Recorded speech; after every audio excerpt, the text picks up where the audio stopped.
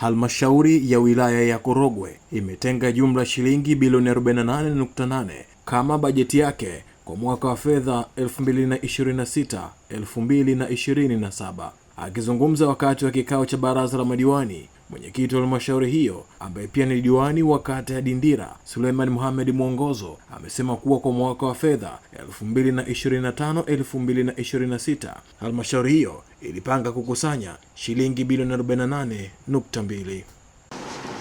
Waheshimiwa wajumbe, halmashauri ya wilaya ya Korogwe kwa mwaka wa fedha 25-26 imekisia kukusanya au kupokea jumla ya shilingi bilioni 48.2 kutoka katika vyanzo vyake vikuu vya mapato ambao ni vyanzo vya ndani, serikali kuu na wahisani. Ile eneo nililosema kwamba makusanyo yetu sisi tunakopata ni sehemu tatu: mapato ya ndani, serikali kuu pamoja na wahisani. Hadi kufikia tarehe 31 Disemba 2025 halmashauri imekusanya na kupokea jumla ya shilingi bilioni 25.7 sawa sawa na asilimia 53.2 ya bajeti iliyoidhinishwa kwa mwaka 25-26. Mheshimiwa wajumbe, tunapozungumza kwamba tumekusanya sawa na asilimia 53.2, tafsiri iko hivi: unapokuwa unataka kupata 100 ambazo umepangiwa kwa miezi 12 ili uonekane umefanya vizuri na kufikia malengo yako, ndani ya nusu mwaka, miezi 6, huo umekusanya isipungue asilimia 50. Sasa kwenye hapa taarifa ninayoiwasilisha tumekusanya asilimia 53.2 sawa na 3.2 plus. Kwa maana hiyo kwa miezi 6 tumefanya vizuri kwa mujibu wa makadirio ambayo tumeyapanga. Mwongozo ameeleza kuwa kwa mwaka wa fedha 2025-26 halmashauri hiyo imefanikiwa kutekeleza miradi ya sekta mbalimbali licha ya kukumbana na changamoto kadhaa. Changamoto katika utekelezaji wa hiyo miradi Julai mpaka Disemba 25-26.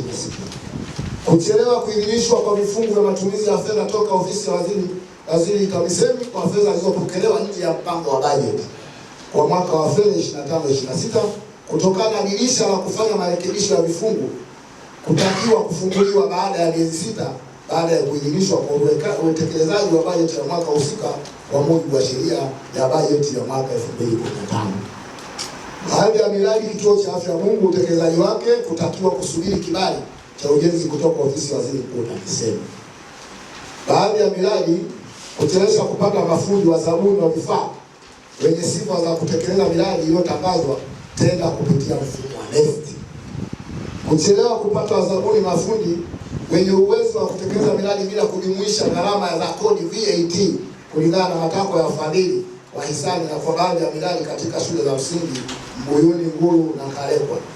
Kasi ndogo ya utekelezaji wa miradi, kukatisha mikataba kutokana na uwezo mdogo wa kifedha wa mafundi wa zabuni wa vifaa. Mafundi wa zabuni wa vifaa kutoomba zabuni sio tangazwa kwa wakati, kuomba kwa bei ya juu na kulinganishwa na bajeti ya miradi iliyopendekezwa. Baada ya kukamilika kwa kikao hicho cha baraza la madiwani, mwenyekiti huyo amesema baraza hilo limepitisha rasmi bajeti ya shilingi bilioni 48.8 kwa mwaka wa fedha 2026-27, akibainisha kuwa fedha hizo zitaelekezwa zaidi kwenye miradi ya elimu, afya, miundombinu na maji ili kuboresha maisha ya wananchi wa wilaya ya Korogwe. Bajeti hii inaonekana itakwenda kugusa maisha ya wananchi wa Korogwe vijijini.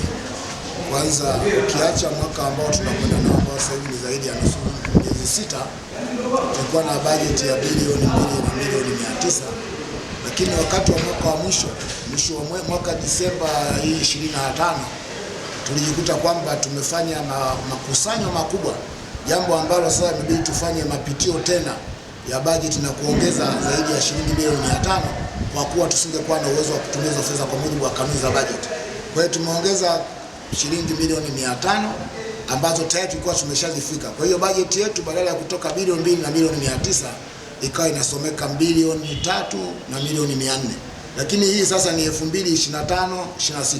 Lakini kwenye hii ambayo unaniuliza kwamba itagusa vipi, tayari yenyewe sasa baada ya kupata njia kwenye hii ambayo tunakwenda nayo tunategemea kusanya zaidi ya bilioni 3.5, jambo ambalo ukiangalia mara nyingi miradi ya maendeleo inategemea mapato ya ndani yale 10%, ambao 10 ni kwa ajili ya vijana, wanawake na walemavu, alafu 10 inabaki kwenye miradi ya maendeleo.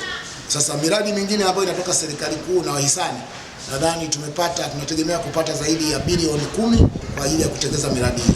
Lakini kwenye hii miradi ya mapato ya ndani ni zaidi ya shilingi bilioni 250 ambayo ndio tutatekeleza, na hizi zitakwenda kwa wananchi kuhakikisha kwamba wanapata faida kwa ajili ya mkusanyaji wa mapato ambao wananchi watanufaika na watu wa Korogwe.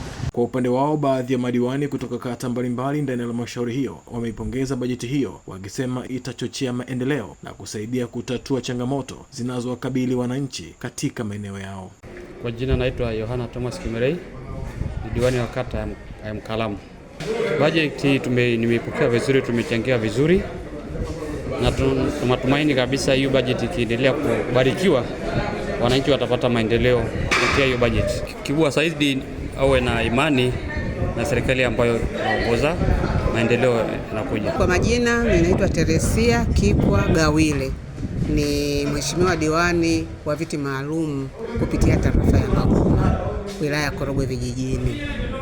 Kwa kweli mimi nimefurahi sana kulingana na bajeti hii, kwa sababu niko muda kidogo wa vipindi viwili vitatu ndani ya halmashauri.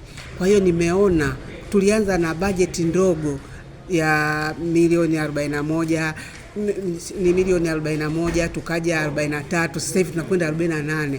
Ni kwamba halmashauri yetu inaendelea. Kwa ujumla, baraza la madiwani halmashauri ya wilaya Korogwe lina matumaini kuwa utekelezaji wa bajeti ya mwaka wa fedha 2026/27 yataimarisha utoaji wa huduma za kijamii na kuchochea maendeleo endelevu kwa manufaa ya wananchi.